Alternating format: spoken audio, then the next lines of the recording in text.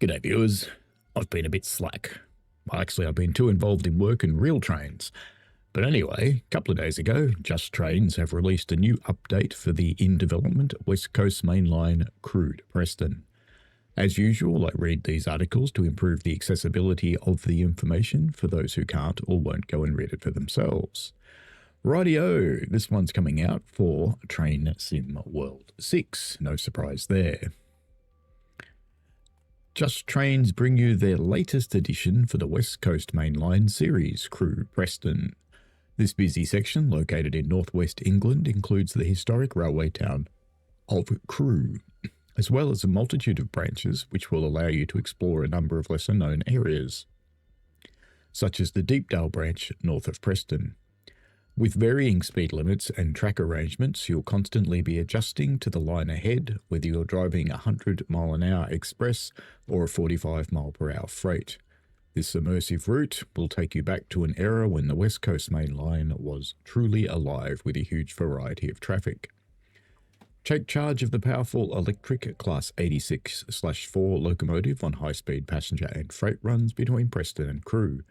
Drive the upgraded Class 20/0 with numerous external improvements, including a headcoat box variant.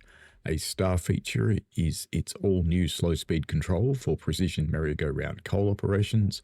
Enjoy the much-improved Class 47/3, a brand-new subclass, which along with external changes and cab modifications also features the slow-speed control operation, which can be used when moving the brand-new HAA coal hoppers and upgraded HEAs, which includes a new livery and enhanced weathering. The HEAs were used on household coal duties. For passenger operations, there are the Mark IIe TSO, Mark IID BFK and FK corridor coaches, along with a Mark I NEA and RBR restaurant buffet car. Sandwich and cuppa mode coming again. Set in 1986, the route has our most intensive and varied timetable to date, featuring a wealth of passenger services, postal trains, end-to-end freight trains, shunting operations and light engine moves, along with excursions, all merging to provide a wealth of variety. Tackle the challenge of running merry-go-round coal trains from both Pickershaw and Parkside collieries to Fiddler's Ferry power station.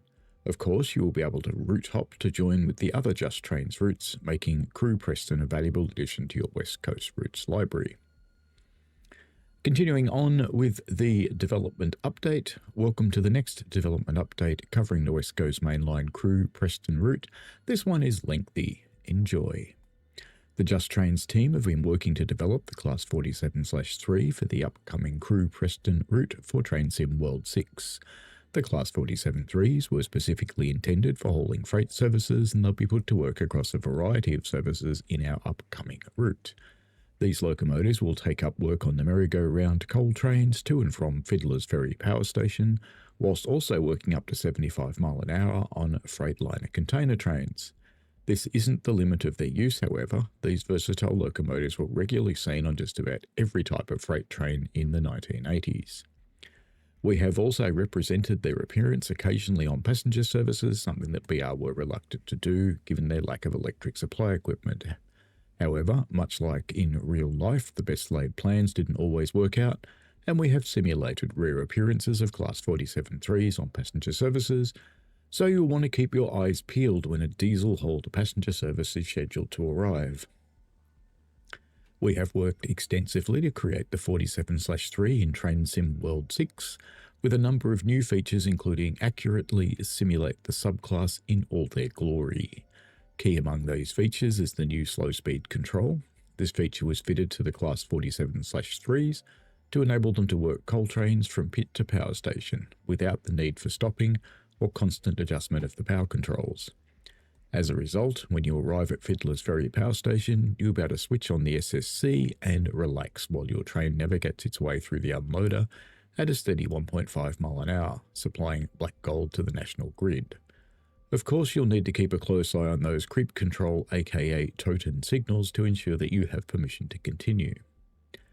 Additionally, we have also taken the opportunity to apply a number of other changes to the Class 47/3 to enhance the overall experience when using this locomotive in-game.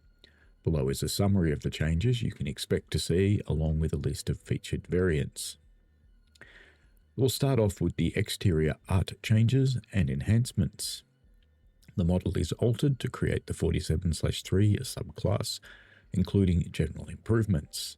There's a full exterior remap and retextured from the ground up, including high detail weathering across the variants included with the pack.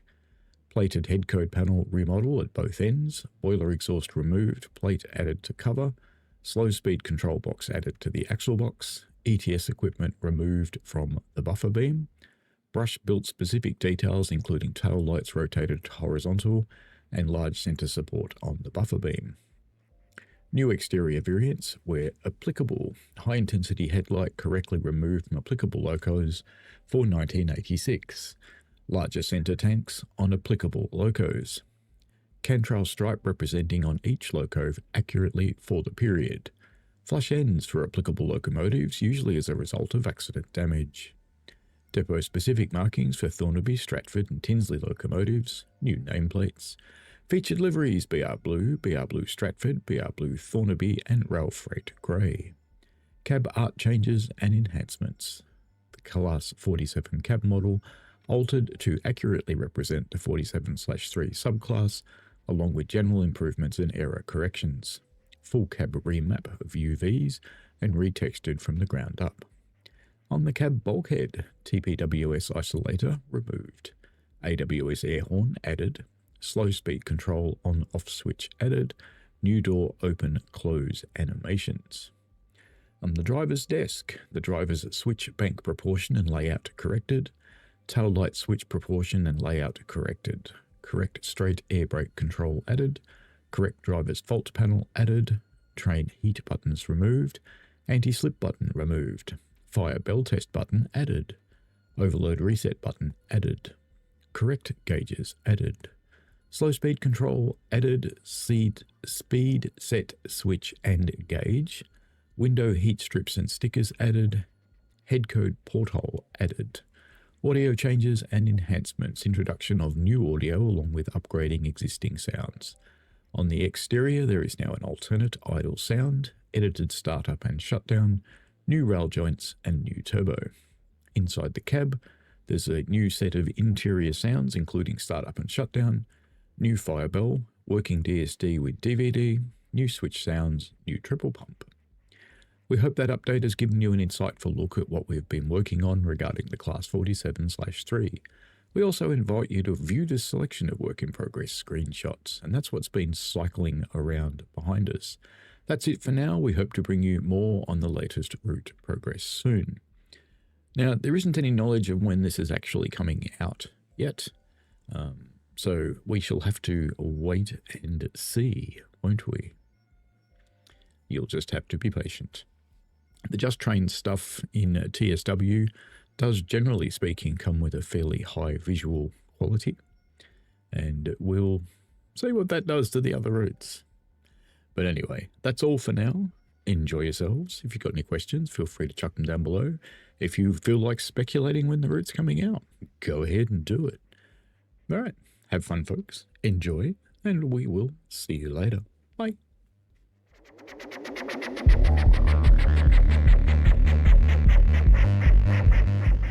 We played a game.